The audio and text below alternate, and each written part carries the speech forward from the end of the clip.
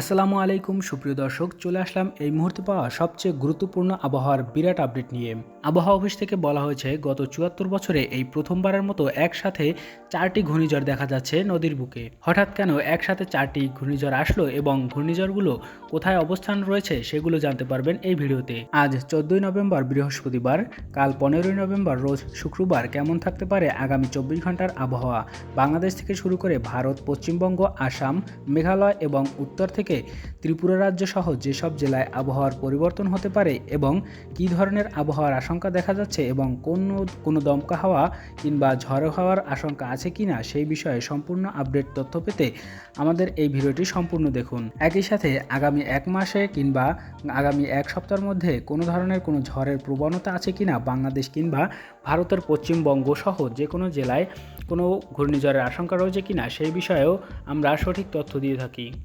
চলুন তাহলে এবার দেখে আসি বর্তমান সময়ে বাংলাদেশের আবহাওয়ার খবর। যেহেতু প্রবল আকারে ধেয়ে আসছে বড় বড় চারটি ঘূর্ণিঝড়, তাহলে আমরা প্রথমেই ঘূর্ণিঝড়গুলোর অবস্থান এবং ঘূর্ণিঝড়গুলো কোথায় হতে পারে সেগুলো দেখে আসি। এখানে দেখতে পাচ্ছেন ভিয়েতনাম, ফিলিপাইন এবং তাইওয়ানের মাঝখানে এই মধ্যবর্তী স্থান থেকেই নদীর মুখে জন্ম হয়েছে এক বড় বড় ঘূর্ণিঝড়। আমরা দেখতে পাচ্ছি এখানে হংকংয়ের খুবই কাছে চলে এসেছে একটি ঘূর্ণিঝড়। ঘূর্ণিঝড়গুলো খুবই শক্তিশালী এবং দেখতে পাচ্ছেন এই ঘূর্ণিঝড়ের আশপাশ দিয়ে যে বায়ুর চাপগুলো দেখতে পাচ্ছেন খুবই দ্রুত গতিতে দ্রুত বেগে এই বায়ুর চাপ চলাচল করছে। এখানে যদি আমরা আবহাওয়ার পিকার দিয়ে দেখি তাহলে এখানে দেখতে পাচ্ছেন বাতাসের গতিবেগ প্রতি ঘন্টায় 40 কিলোমিটার পার আওয়ার বেগে এই হংকংয়ের পার্শ্ববর্তী এলাকায় যে ঘূর্ণিঝড়টি রয়েছে তার বাতাসের গতিবেগ প্রায় 36 কিলোমিটার পার আওয়ার থেকে প্রায় 65 কিলোমিটার থেকে 56 কিলোমিটার পার আওয়ার বেগে এর আশপাশ থেকে বাতাসের গতিবেগ চলছে। একই সারিতে 3টি ঘূর্ণিঝড় থাকলেও একটি ঘূর্ণিঝড় একটু দূরত্বেই দেখা যাচ্ছে। দেখতে পাচ্ছেন এখানে আরও একটি ঘূর্ণিঝড় রয়েছে অনেক বড় ধরনের, তবে এখানে 2টি ঘূর্ণিঝড়ের মতো দেখা গেলেও এখানে হচ্ছে একটি ঘূর্ণিঝড় এবং এটা কিন্তু অনেক বড় ধরনের একটি ঘূর্ণিঝড়, কারণ এটি পার আওয়ারে 70 কিলোমিটার বেগে এখান থেকে বাতাস বয়ে যাচ্ছে। এবার আসি বাংলাদেশের কাছে। বাংলাদেশ কিংবা ইন্ডিয়াতে তেমন কোনো এই বন্যার প্রভাব পড়বে না বলে জানা যাচ্ছে। এখানে দেখতে পাচ্ছি বাংলাদেশের কোনো জায়গাতেই এই ঘূর্ণিঝড়ের কোনো আভাস দেখা যাচ্ছে না। এবার আমরা একটু বৃষ্টির পূর্বাভাস দেখে আসি। দেখতে পাচ্ছেন এখানে বৃষ্টি মুডে আসলে এখানে বাংলাদেশেও তেমন কোনো বৃষ্টির খবর দেখা যাচ্ছে না, কারণ এখান থেকে দেখতে পাচ্ছেন ময়মনসিংহের কাছাকাছি এখানে কোনো জায়গাতেও বাংলাদেশের কোনো বৃষ্টির প্রভাব দেখা যাচ্ছে না। পঞ্চগড় থেকে শুরু করে ঠাকুরগাঁও, রংপুর, দিনাজপুর এর কোনো জায়গাতেই কোনো বৃষ্টির আশঙ্কা নেই বললেই চলে। একই সাথে ঢাকা, চট্টগ্রাম, সিলেট, বরিশাল সহ কোনো জেলাতেই বৃষ্টির কোনো আশঙ্কা নেই বললেই চলে।